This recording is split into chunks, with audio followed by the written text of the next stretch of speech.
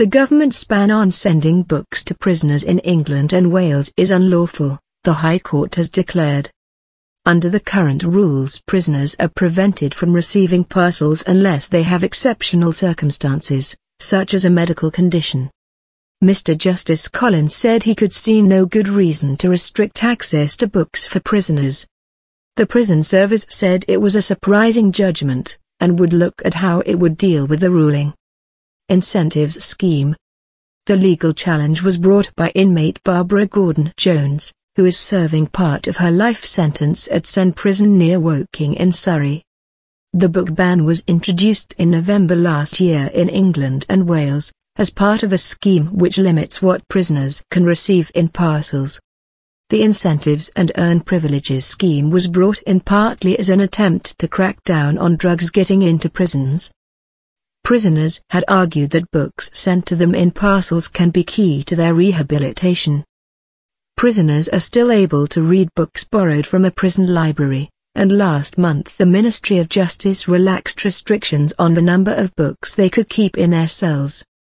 But it has been claimed that prison libraries are often inadequately stocked, and can be hard to access because there is not always staff available to take prisoners to them. Unnecessary and irrational.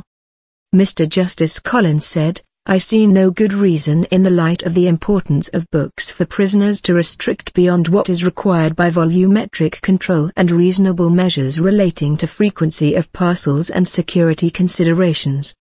He said that the scheme referred to prisoners earning privileges, and added, in the light of the statement made about the importance of books, to refer to them as a privilege is strange.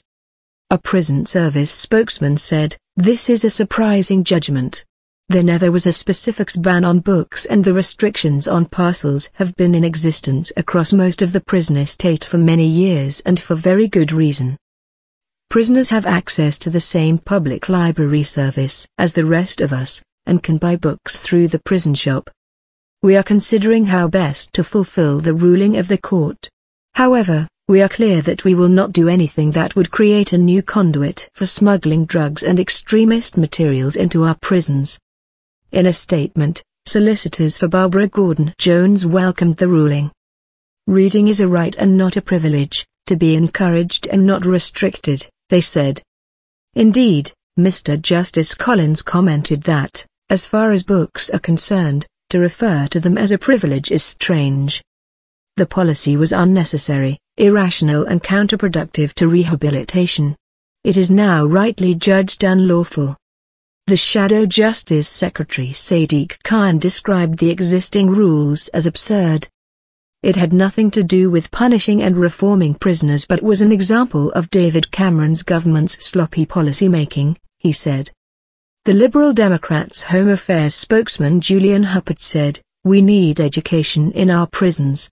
It's vital from the moment people walk through the door they get the help and rehabilitation they need to ensure they don't end up back behind bars." Responsibility to rehabilitate. Owen James, who served 20 years for murder, described the original ban as outrageous, and said books had helped him in prison. He told BBC Radio 4's World at 1, "I learned that a good book can change the way you think about life. I was sent books by authors, I was sent books by probation officers. I was sent a book called The Grass Arena by John Healey, an amazing book of survival and redemption.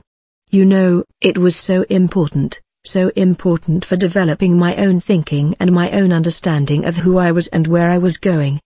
The rules have been opposed by arts figures including Poet Laureate Carol Ann Duffy, actress Vanessa Redgrave and author Kathy Lett. A protest was held outside Pentonville Prison in North London in March. Girl with a Pearl Earring author Tracy Chevalier, who also campaigned against the ban, said she was delighted with the ruling. She told the BBC, "To me, books are an obvious way to help prisoners. We have a responsibility not just to punish people, but to rehabilitate them. Prison is the perfect time to read and to get inside the heads of other people. So that maybe, when you come out, you're more likely to think about other people rather than just yourself."